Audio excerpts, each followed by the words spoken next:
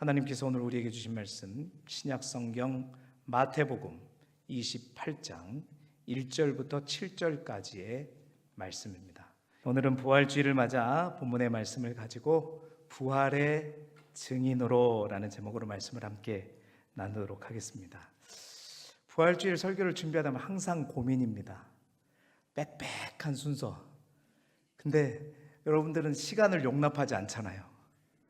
어찌됐든 1시간 안팎으로 다 안 끝내주면 허리가 아프고 다리가 아프고 막 이래서 항상 고민입니다. 아니, 이 시간도 지금 줄여야 될 시간이죠. 어찌됐든 본론으로 바로 들어가서 꼭 필요한 말씀만 전하고, 또 오늘은 찬양도 또 성찬도 세례도 다 메시지인 것 같습니다. 모든 순서를 통해서 주님이 우리에게 주신 깨달음과 또 말씀과 또 하나님의 은혜를 누리시기를 바랍니다.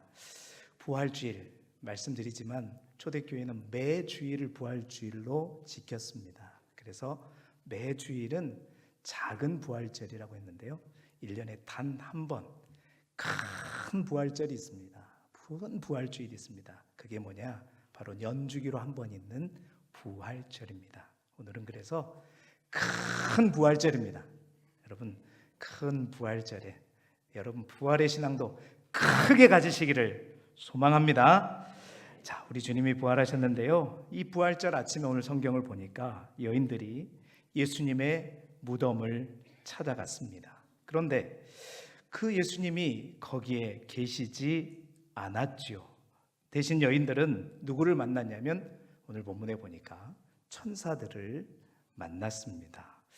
천사들이 전해준 소식은 이렇습니다. 5절을 우리 함께 보게 되면 천사가 5절 함께 볼까요? 천사가 여자들에게 말하여 이르되 너희는 무서워하지 말라. 십자가에 못 박히신 예수를 너희가 찾는 줄을 내가 아노라.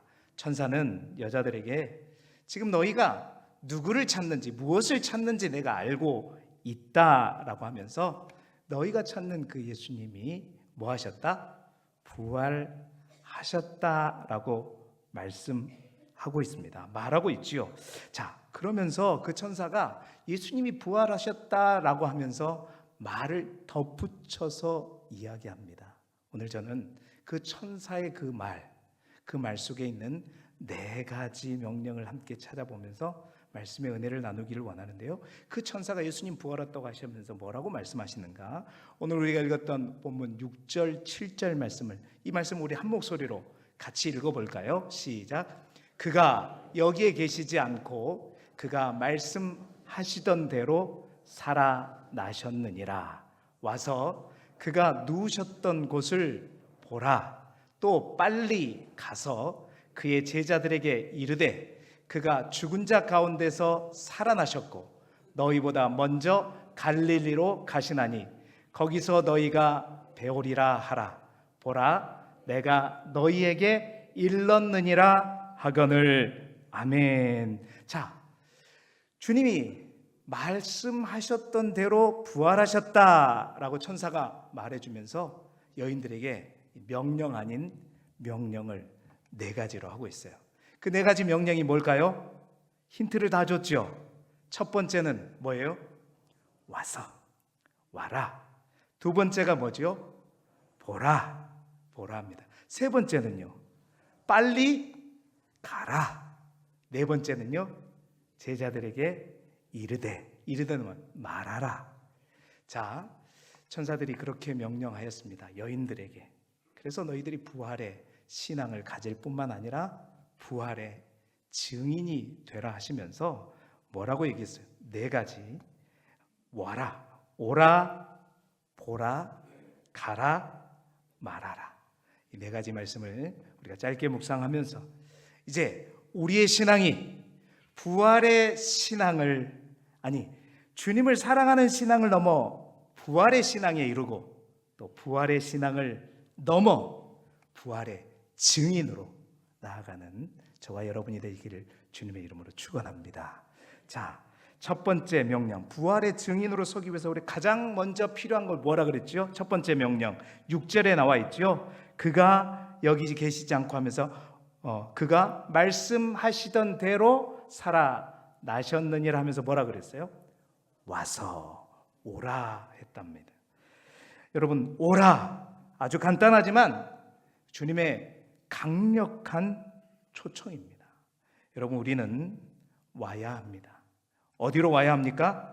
이 부활절 아침에 말씀을 들을 수 있는 곳으로, 또 부활의 소식을 들을 수 있는 곳으로, 부활의 증인이 되기 위해서는 반드시 먼저 그 말씀과 선포가 있는 그 자리, 또 그 증거의 자리, 그 빈 무덤의 자리에 오지 않으면 안 되는 것입니다. 여러분, 2025년 부활절 예배에 오신 여러분을 주님의 이름으로 환영하고 축복합니다. 잘 오셨습니다. 잘 오셨어요. 이 자리에 물론 스스로 기쁨으로 오신 분들도 있겠지만, 또 몇 분들 가운데서는 아내가 막 가라고 하니까, 또 남편이 안 오면 뭐라고 하니까, 할머니가 안 가면 뭐라고 하니까, 그래서 이 자리에 오신 분들도 있을 것입니다. 어쨌든 간에 이 자리에 오신 것 잘 오셨습니다. 여러분, 우리가 이제 요즘에는 좀 덜 그러는데요, 저 어렸을 때도 그랬죠. 교회 안 다닌 사람, 아니 소위 당신의 종교가 무엇입니까? 라고 하는 사람 물어봤을 때 저는 기독교입니다. 근데 교회를 안 다녀요. 근데 그 사람들이 꼭 가는 1년에 2번이 있습니다. 언제하고 언제죠? 부활절과 성탄절.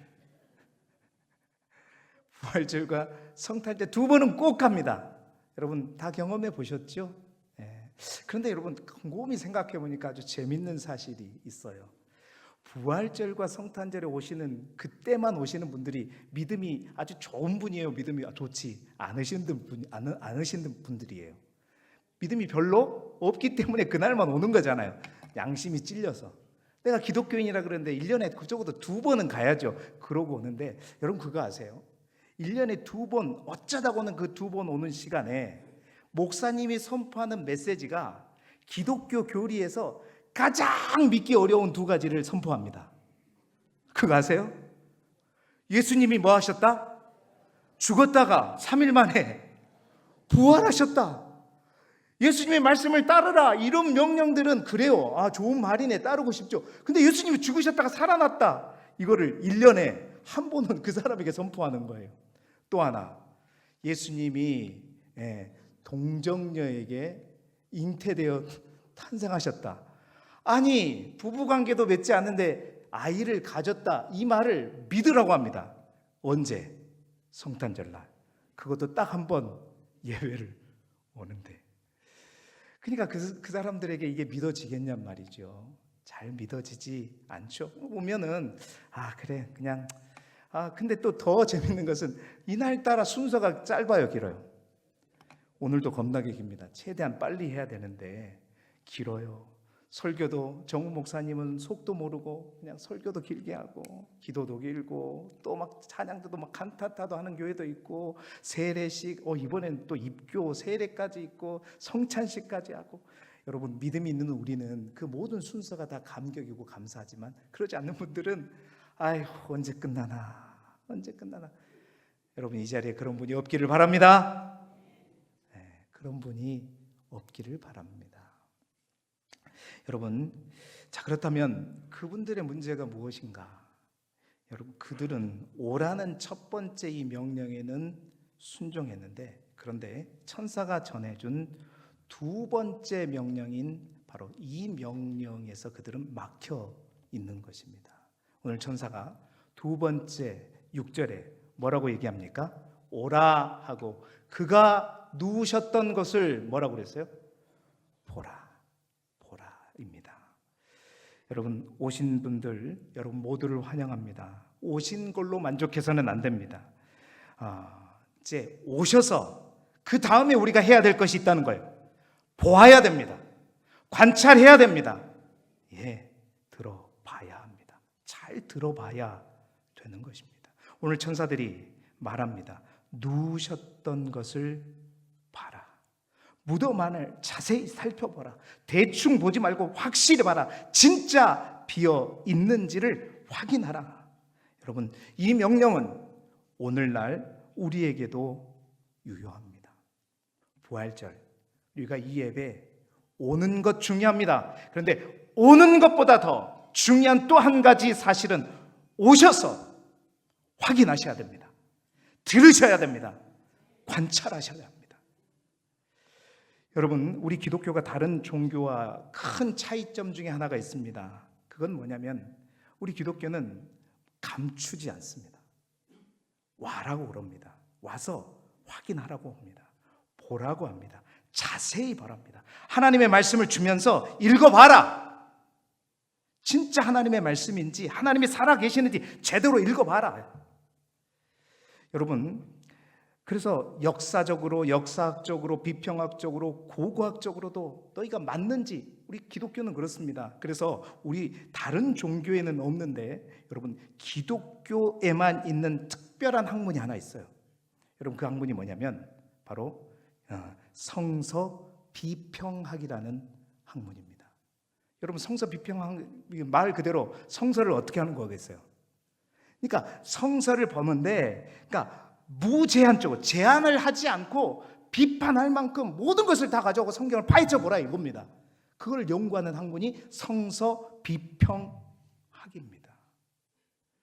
그래서 그 사람, 그야말로 많은 신학자들이 무제한적으로 비판적인 연구가 행해졌죠. 성경에 있는 말씀, 그 말씀뿐만 아니라 말씀 그 사이에 있는 행간에 있는 것까지 들춰내면서 성서를 어떻게 하면 아닌지 열심히 비평학적으로, 비평적으로 바라보면서 그것을 연구하는 그런 학문.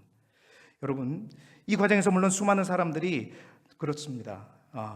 신앙을 잃고 또 많은 사람들이 회의론자가 된 사람도 있지만, 그 반대로 그 과정 속에서 정말 수많은 학자들이 또 지식가들이 성경을 진짜 하나님의 말씀으로 고백하고 확인하며 기독교 신앙을 받아들였던 것을 우리는 기독교 역사를 통해서 볼 수 있습니다.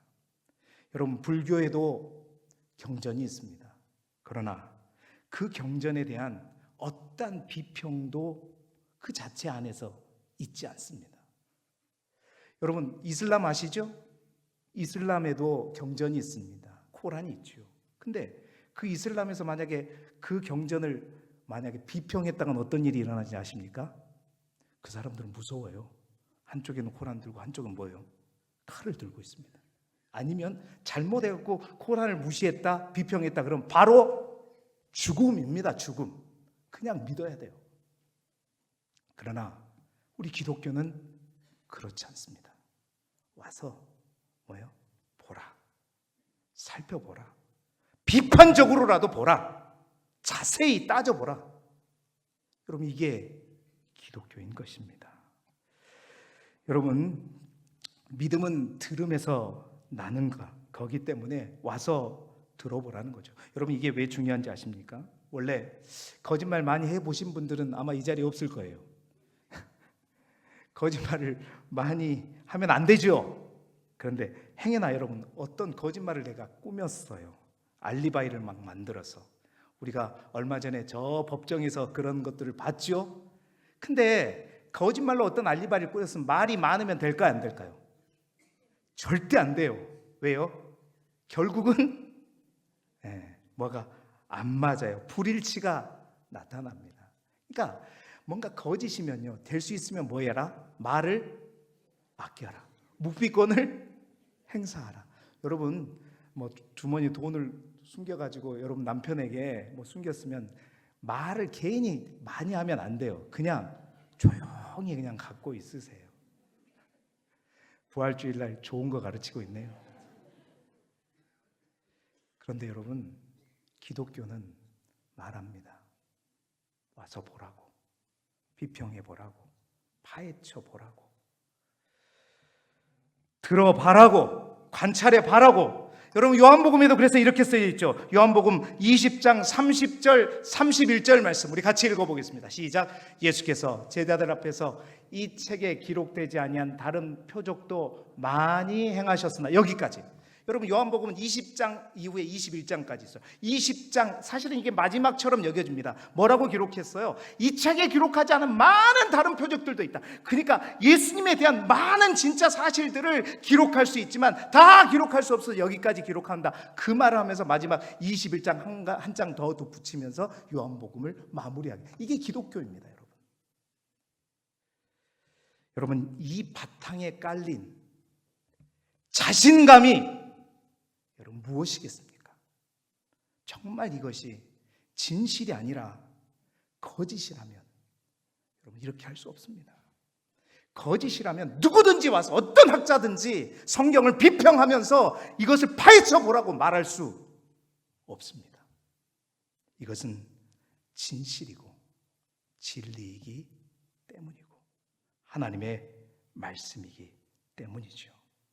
오늘 이 자리에 오신 여러분 모두 잘 오셨습니다. 그런데 오늘 천사가 무덤 속에 들어라 보라고 했는데 우리도 여러분 교회에 오는 것으로 그치지 마시고 교회에 오셔서 여러분 귀를 열고 마음을 열고 잘 들어보시고 또 여러분 집에 가셔서 말씀을 잘 들어보시기를 바랍니다. 특별히 오늘 새벽에도 말씀을 드렸는데요, 여러분 저는 빈 무덤을 여러분들이 보시되 특별한 마음으로 볼 수 있기를 소망합니다. 여러분 같은 곳에서 같은 것을 바라봐도요 보이는 게 다를 수 있다는 말씀을 드린 적이 있습니다. 똑같은 곳에, 오늘 새벽에도 말씀, 똑같은 곳에 똑같은 장소를 바라보고 있음에도 불구하고 보는 것이 다를 수 있다는 거죠. 여러분 이 빈 무덤에 사실은 이 마리아와 여인들만 온 것이 아니었습니다. 이 소식을 전해 듣고 베드로와 또한 주께서 사랑하시는 제자들 또한 달려서 이 빈 무덤에 왔었지요. 그러나 여러분 베드로가 본 것은 머리를 쌌던 수건과 세마포밖에 볼 수 없었습니다. 그러나 오늘 성경에 등장한 이 여인들은 빈 무덤에서 그 세마포와 수건뿐만 아니라 두 천사도 보았고 예수님도 보았고 그 예수님과 가장 먼저 대화하는 영광을 누렸습니다. 여러분 이 여인들이 그 제자들보다 믿음이 더 좋아서 이런 영광을 누렸을까요? 여러분 이 여인들도 주께서 죽은 지 사흘 만에 다시 내가 살아나겠다는 그 말 기억조차도 못했습니다. 그들이 부활을 믿었던 게 아닙니다. 그러나 그럼에도 불구하고 그들이 이 영광을 누릴 수 있었던 것은 이 제자들과 여인들의 차이점은 뭐냐면 이 여인들은 주님께서 죽으신 이후에 뭔만을 기다렸어요? 안식 후 첫날만 기다렸습니다. 왜? 그때가 그 예수님의 시신에 향유를 바를 수 있기 때문에. 그래서 저 어둠 속에서 뭔만 바라봤어요? 동쪽만 바라본 겁니다. 그 동쪽이 동이 트야 안식일이 이제 끝나니까 그 동튼 것. 그래서 여러분 부활절을 뭐라 그래요? 이스트, 이 동쪽, 이스터, 동쪽을 바라보는 자들, 이걸 부활절이라는 그런 이름이 유래가 된 거죠. 간절함을 가지고 주님을 사모했고 주님을 왕으로 모시면서 살아왔고 그리고 죽으신 그 주님을 끝까지 간절히 만나 뵈기를 원했고 그리고 그 주님에게 향유라도 발라주기를 그토록 사랑하는 그 마음. 여러분 제자들과 그 여인들의 차이점은 바로 거기에 있었습니다. 그래서 그녀들이 믿음이 좋아서가 아니라 그 사랑과 중심과 열심을 보고 예수님께서 보여주신 것이죠. 사랑하는 여러분, 저와 여러분에게 이 믿음이 있기를 간절히 소망합니다. 보시기 바랍니다. 여러분 와서 보고 느끼고 관찰하고 경험하고 그래서 우리 모두가 주님을 사랑하는 정도에서 끝나지 않기를 바라요. 오늘 새벽에 제가 그 말씀 전했거든요. 마리아도 이 여인들도 무척이나 예수님을 사랑했습니다. 그러나 부활하신 그 빈 무덤을 볼 때 그 모두가 근심하고 놀랐고 믿지 않았어요. 그러나 여러분 그것이 예수님을 사랑한다고 우리의 신앙이 끝나는 것이 아니라 그 사랑이 부활의 신앙까지 나아가게 될 때 여러분 두려움 앞에 죽음 앞에 떨거나 도망하거나 부인하지 않고 여러분 예수님의 제자들도 부활의 신앙을 갖게 될 때 그리고 성령으로 충만하게 될 때 죽음을 두려워하지 않고 죽음을 돌파하게 되었던 것이죠. 보고 믿으시기 바랍니다. 보고 확신하시기를 바랍니다. 듣고 믿으셔서 정말 주님이 첫 열매로 우리가 다 읽었잖아요. 오늘 이 부활의 모습은 바로 단순히 예수님은 하나님의 아들이시니까 그분만이 아니라 바로 첫 열매로서 우리 또한 죽음이 끝이 아니라는 겁니다. 분명히 죽음을 승리로 이끄시는 놀라운 기적이 우리 가운데도 일어난다면 여러분, 우리 앞에 있는 어떤 고난도 어떤 두려움도 문제가 되지 않을 줄 믿습니다. 보고 믿으시기 바랍니다. 세 번째로 천사들이 뭐라고 얘기합니까? 7절에 보니까 가라, 또 빨리 가라 얘기합니다. 이제 부활의 신앙을 가진 이들은 와서 보고 믿는 것을 그쳐서는 안 됩니다. 자, 천사가 세 번째 말합니다. 와서 보고 이제 예수의 부활을 믿게 되었다면 이 자리에 머물지 말고 이제 빨리 뭐하라? 가라는 겁니다. 세상으로 가라는 것입니다. 여러분, 우리의 문제가 또 무엇입니까? 와서 보고 예수의 부활을 믿는데, 부활의 신앙을 가졌는데 문제는 뭐냐? 가지 않는다는 것입니다. 오늘 장로님도 기도하셨지만 그 믿음을 가지고 저 땅 끝까지 사명을 가지고 그 자리에까지 가는 이들, 여러분, 그 사람들이 없기 때문입니다. 그저 우린 교회만 왔다 갔다 합니다. 예수님도 보고 믿으라고만 하지 않으셨습니다. 거기는 반쪽이죠. 가서 전하라고 하셨습니다. 오늘 천사도 와서 보고 빨리 가라. 여러분, 가시기 바랍니다. 아골골짝 빈들에도 복음 들고 가오리다. 아무도 아멘을 안 하시는데 가실 수 있기를 소망합니다. 여기에서만 신앙 갖고 있지 마시고 여러분의 삶의 현장으로 가셔서, 마지막으로 네 번째 명령입니다. 7절에 뭐라 그랬죠? 이르되, 제자들에게 이르되 말하라는 겁니다. 선포하라는 겁니다. 무엇을 말해야 합니까? 내가 발견한 진리에 대해서, 내가 발견한 부활에 대해서, 예수님에 대해서, 성령님에 대해서, 하나님에 대해서 말해야 할 줄로 믿습니다. 그럼 우리 주님도 천사뿐만이 아닙니다. 우리 주님도 분명하게 말씀하셨어요. 마태복음 28장 19절 20절 말씀입니다. 같이 읽어봅니다. 시작. 그러므로 너희는 가서 모든 민족을 제자로 삼아 아버지와 아들과 성령의 이름으로 세례를 베풀고 내가 너희에게 분부한 모든 것을 가르쳐 지키게 하라. 볼지어다 내가 세상 끝날까지 너희와 항상 함께 있으리라 하시니라. 아멘. 그렇습니다. 너희는 가라. 가서 가르치고 또한 지키게 하라. 말하라는 것입니다. 부활의 신앙에 그치지 않고 부활의 증인이 되기 위해서는요, 여러분, 부활의 신앙을 머금고 가서 전해야 합니다. 말해야 합니다. 성경에 보면 누가복음 24장에 나온 엠마오로 가는 두 제자들은 부활하신 예수님을 만나고 정말 다른 제자들에게 가서 즉시로 전했습니다. 그러나 요한복음 21장에는 또 다른 이야기를 우리가 볼 수 있는데, 부활하신 예수님을 분명 만난 제자들이 세상을 향해 부활하신 예수님을 선포하러 간 것이 아니라 옛 삶으로 돌아가서 고기잡이를 하고 있었죠. 주님은 그들을 안타깝게 여기셨습니다. 빈 무덤을 보고 부활을 확인하는데도 세상으로 가지 않고 옛 삶으로 돌아가는 그들을 바라보시며 주님은 답답해서 그들을 찾으셨고, 그리고 그들을 찾아내셔서 사명을 회복시켜 주시고, 그리고 다시 그들을 세상에 나아갈 때 제자의 삶을 시작하게 될 때 성령님을 체험하게 되었고, 바로 그것을 통해 초대교회, 교회가 시작되었고 사도행전의 폭발적인 역사가 일어나게 되었죠.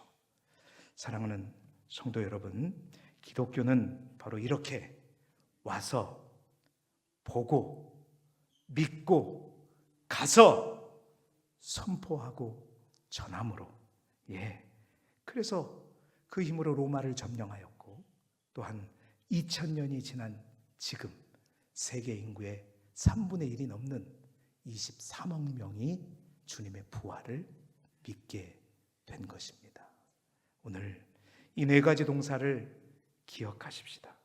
부활의 신앙을 넘어 부활의 증인으로 서기 위해 반드시 우리는 와야 하고, 보아야 하고, 믿어야 하고, 가셔야 하고, 말해야 합니다.